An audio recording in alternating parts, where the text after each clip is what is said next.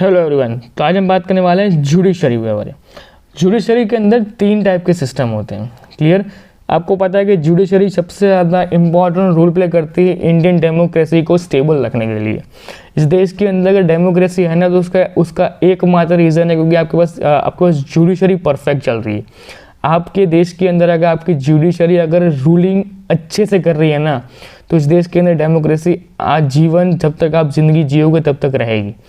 अब जुडिशरी किस तरीके से काम करती है? पहली बात है कि जुडिशरी का काम क्या क्या है। तो उनका काम है डिस्प्यूट का रिवोल्यूशन करना, उनको सॉल्व करना, जजमेंट्स देना, अच्छे से जजमेंट देना, अपहोल्ड लॉ को, जो कोई भी लॉ आपने नए बनाए उसमें कुछ चेंजेस उनमें को हटाना, उनको कैंसिल करवाना, उनमें मॉडिफिकेशन करना, वो उनके पास है।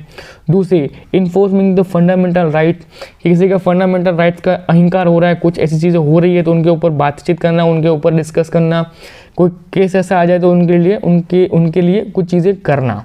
क्लियर? आगे बात करते हैं और क्या चीज़ें हैं। तो जुडिशरी को 3 लेवल में हमने डिवाइड किया, मतलब कोर्ट्स को हमने 3 लेवल में डिवाइड किया है। डिस्ट्रिक्ट कोर्ट, हाई कोर्ट और सुप्रीम कोर्ट।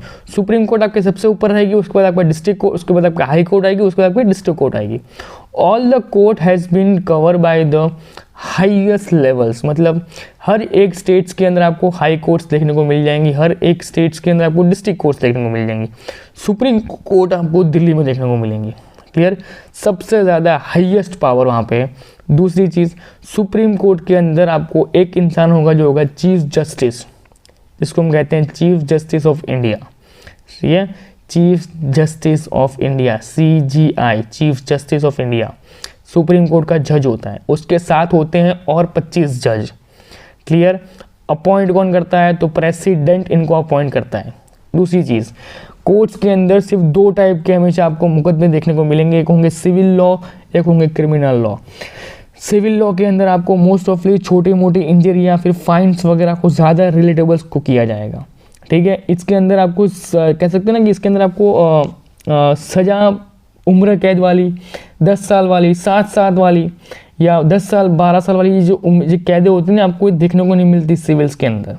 और आपको क्रिमिनल के अंदर आपको स्टार्टिंग ही होती है 6 साल से, 7 साल से, 8 साल से, 10 साल से शुरू होती है और ख़त्म होती है उम्र कैद पे, फांसी पे। क्लियर? ओके। आगे बात करते हैं PIL के बारे में। PIL सुप्रीम कोर्ट ने अनाउंसमेंट किया था कि ये होना चाहिए क्योंकि जो पुअर पब्लिक है, जिनके साथ ने इंसाफ नहीं मिला है और वो प्राइवेट वकील की फ़ीस को अफोर्डेबल नहीं कर सकते हैं, उनके लिए PIL दाखिल की जाती है। जिनको सुप्रीम कोर्ट अपॉइंट करती है, मतलब जिनको कोर्ट्स अपॉइंट करती है एज ए गवर्नमेंट बॉडी, जिनकी सैलरी देती है गवर्नमेंट, और ये लोग काम करते हैं किसी भी एक इंसान या फिर किसी भी एक पुअर इंसान के लिए काम करते हैं, जिसके लिए उनको उसका वेतन मिलता है सरकार की तरफ से। ठीक है? ओके। और कौन से मेजर उनके रोल होते हैं डेमोक्रेटिक कंट्री के अंदर? उनके लिए डेमोक्रेटिक कंट्री के अंदर ये रोल होते हैं कि वो judiciary not be applicable to law to countries. कोई भी जुडिशरी अपने देश के हित के लिए कोई इसके अगेंस्ट में काम नहीं करेगी। दूसरी, कोई भी डिस्प्यूट होगा, किसी भी टाइप का डिस्प्यूट होगा, उसके अंदर वो लोग किसी भी एक निरपक्ष होकर अपने डिसीजन नहीं ले सकते। ठीक है? किसी भी सिटीजन्स के बीच में अगर 2 सिटीजन्स के बीच में डिविएशन हो रहा है तब जुडिशरी काम करेगी। अगर सिटीजन्स और गवर्नमेंट के बीच में डिस्प्यूट हो रहा है तब काम करेगी। अगर 2 गवर्नमेंट के बीच में डिस्प्यूट हो रहा है तो जुडिशरी काम करेगी। अगर 2 स्टेट गवर्नमेंट के बीच में डिस्प्यूट हो रहा है तब भी वो काम करेंगी। अगर सेंट्रल और स्टेट के बीच में डिस्प्यूट हो रहा है तो भी जुडिशरी काम करेगी। क्लियर? इस लेवल तक का जुडिशरी का पावर्स है कि उनके पास, आप समझ रहे हो कि आपके घर के अंदर अगर कॉन्फ्लिक्ट हुआ तो जुडिशरी है, आपका और आपके आसपास के डिस्ट्रिक्ट में कोई कॉन्फ्लिक्ट हुआ तो जुडिशरी है, आपका और आपके स्टेट में कोई आपका कॉन्फ्लिक्ट हुआ तो जुडिशरी है, और आपका और सेंट्रल लेवल की गवर्नमेंट का कॉन्फ्लिक्ट हुआ तो भी जुडिशरी है। मतलब आपके लिए हर एक चीज़ के लिए आपने गवर्नमेंट में कोर्ट को डाला हुआ है, जुडिशरी को डाला हुआ है, जिससे कि जुडिशरी के अंदर डेमोक्रेसी मेंटेन रहे। आगे है कि judiciary have power to cancel और modify the any law. Clear? If he violates the Indian constitution structures. Clear?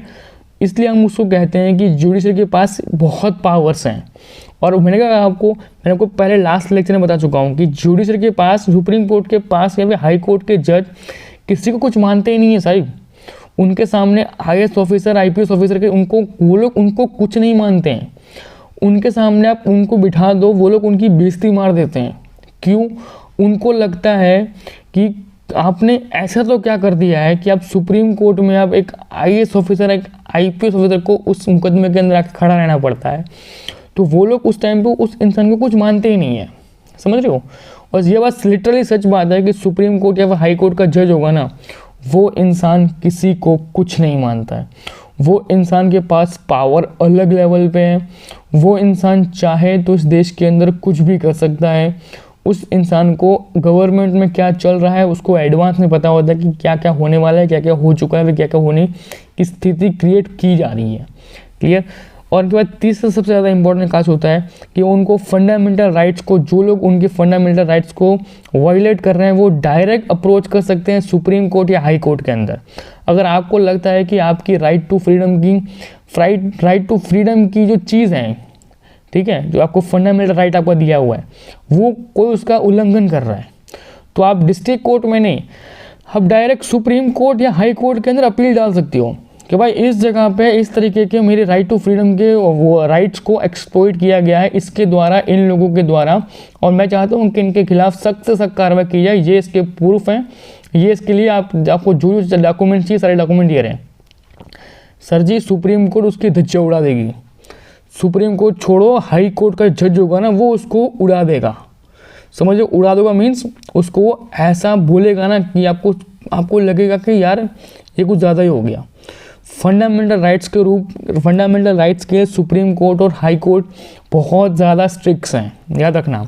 आपने अगर कोई ऐसा नॉर्मल क्राइम कर लिया ना जिसको वो मानते हैं कि हाँ भाई चलो इट्स ओके, ये तो नॉर्मल चीज़ें होती रहती हैं, कई बार होगी, चलो को इंसिडेंटली हो गया, छोड़ दो।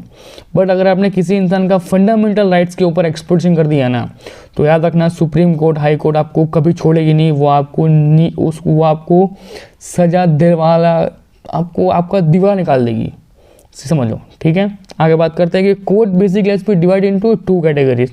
मैं आपको बता चुका हूँ कैसे। सिविल के बारे में मैंने आपको बताया कि वो फाइन के बारे में ज़्यादा से ज़्यादा डिपेंडेबल है, कि जितना हो सके वो फाइन पे काम करती है, कि 1000 रुपये फ़ाइन, 10,000 रुपये फ़ाइन, 1,00,000 रुपये फ़ाइन, या 10% फ़ाइन, जो कुछ भी वो फाइन पे काम करती है। क्रिमिनल होते हैं उनके ऊपर सेम चीज़ें होती है कि उनको फ़ाइन नहीं देना, उनको डायरेक्ट जेल में डालना है, या तो फांसी देनी है, जेल में डालना है, फिर उम्र कैद देनी है। क्लियर। ये है आपका इनडायरेक्टली जुडिशरी का पूरा सिस्टम। क्लियर, जो कि मैंने आपको डिटेल में बताने की कोशिश की, और मैंने आई थिंक सारे के सारे पॉइंट, जो इंपॉर्टेंट पॉइंट्स मैंने आपको ज़्यादा मैंने कवर कर लिए। तो आज के लेक्चर में इतना ही, मिलते हैं नेक्स्ट लेक्चर में, तब तक bye bye, take care. Channel को सब्सक्राइब कीजिए, मिलते हैं नेक्स्ट लेक्चर में, बाय बाय, टेक केयर।